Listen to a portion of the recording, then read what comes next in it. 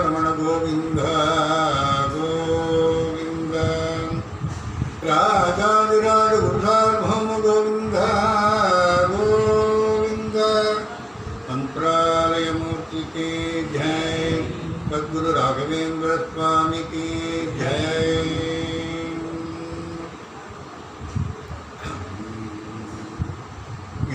ज्ञानानंदमयं देवं निर्मलस्फटिकाकृतिम् आधारं सर्वविद्यानां हयग्रीवम् उपास्महे बुद्धिर्बलं यशोधैर्यं निर्भयत्वमरोगता अजाड्यं वक्पटुत्वं च हनुमत्स्मरणात् भवेत् सरस्वती नमस्तुभ्यं वरदे कामरूपिणि विद्यारम्भं करिष्यामि सिद्धिर्भवतु मे सदा वक्रतुण्डमहाकाय सूर्यकोटिसमप्रभा निर्विघ्नं कुरु मे देव सर्वकार्येषु सर्वदा गजाननं भूतगणातिसेवितं गवित्तजम्भूफलसारभक्षितम् उमासुतं शोकविनाशकारणं नमामि विघ्नेश्वर पादपङ्कजम् अभ्रमं भङ्गरहितम् अजडं विमलं सदा आनन्ददीप्तम् अधुरं भजे तापत्रयापगम् काले फलति सुरद्रुमः चिन्तामणिरपि यातने भाता वर्षते सकलमभीष्टं दक्षिणमात्र श्रीपादराजमुनिः अद्यकल्पितकल्पोऽयं प्रत्यर्थिगजकेसरी व्यापतीर्थगुरुर्भूया तत्त्वदुष्टार्थसिद्धये पूज्याय राघवेन्द्राय सत्यधर्मरताय च भजतां कल्पवृक्षाय नमतां कामधेनवे दुर्भाग्यद्वान्द्रवये वैष्णवैन्देवहेन्दवे श्रीराघवेन्द्रगुरवे नमो अत्यन्तदयाळवे मुखोऽपि यत्प्रसादेन मुकुन्दशयनायते राजराजायते रिक्तो राघवेन्द्रं तमाश्रये आस्तिकजनಗಳ ಮಿತ್ರರಿಗೆ ನಮಸ್ಕಾರ.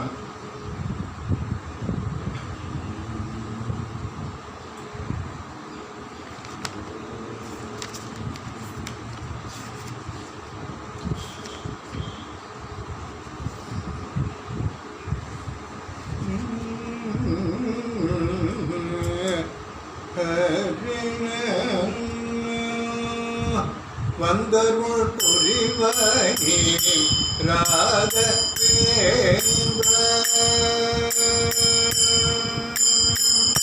வந்தருள் புரிவனே ராகவேந்திர வந்தருள் புரிவனே ராகவேந்திர வந்தனைகள் புரிந்தே குரு ராகவேந்திர வந்தருள் புரிவனே ராகவேந்திர வந்தனைகள் புரிந்தே குரு ராகவேந்திர வந்தருள் புரிவனே ராகவேந்திர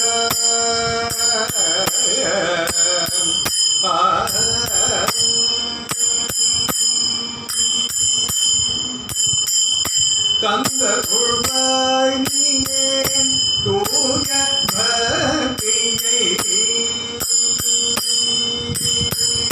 கந்த குழ்வாய் நீயே தூய பக்தியை எழுந்தருள்வாய் எந்தன் மனதில் என்றுமே கந்த குழ் புரிவாய் நீ தூய பக்தியை எழுந்தருள்வாய் எந்தன் மனதில் என்றுமே வந்தருள் புரிவாயே ராகவேந்திர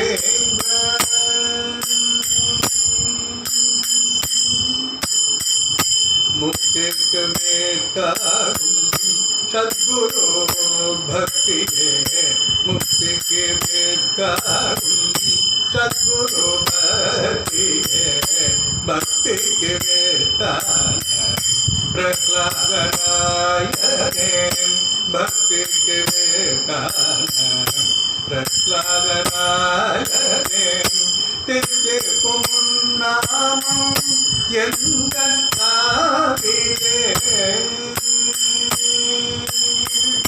தித்திக்கும் நாமம் எந்த நாவிலே எத்திக்கும் போதிடும் எந்த குருவே தித்திக்கும் நாமம் எந்த நாவிலே எத்திக்கும் போதிடும் எந்த குருவே வந்தருள் புரிவனே ராகவேந்திர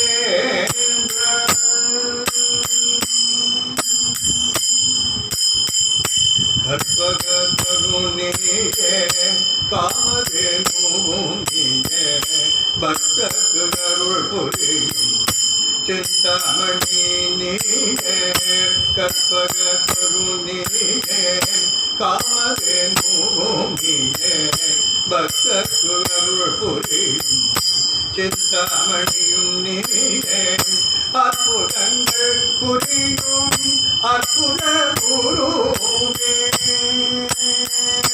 அற்புதங்கள் புரியும் அற்புத குருவே பொற்பதங்கள் பணிந்து போற்றி வணங்கினேன் அற்புதங்கள் புரியும் அற்புத குருவே பொற்பதங்கள் பணிந்து போற்றி வணங்கினேன் மங்களம் புரிவனே ராகவேந்திர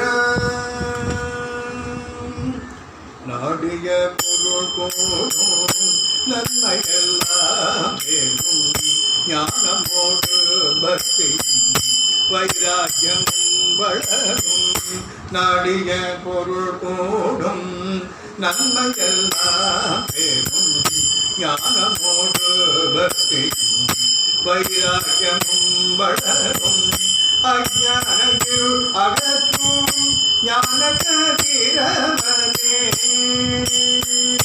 குருவே அஞ்ஞானகிருள் அகற்றும் ஞான கதிரவனே நமகிரி விடக தாசன் பணிந்தேற்றும் நமகிரி விடலதாசன் பணிந்தே வந்தருள் புரிவனே ராகவேந்திரம் வந்தனைகள் செய்க குரு ராகவேந்திர வந்தருள் புரிவனே ராகவேந்திரம் ராகவேந்திரம் ராகவேந்திரம்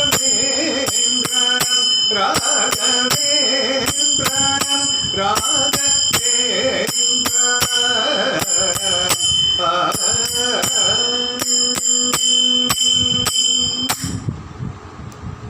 राघवेंद्र स्वामी की जय.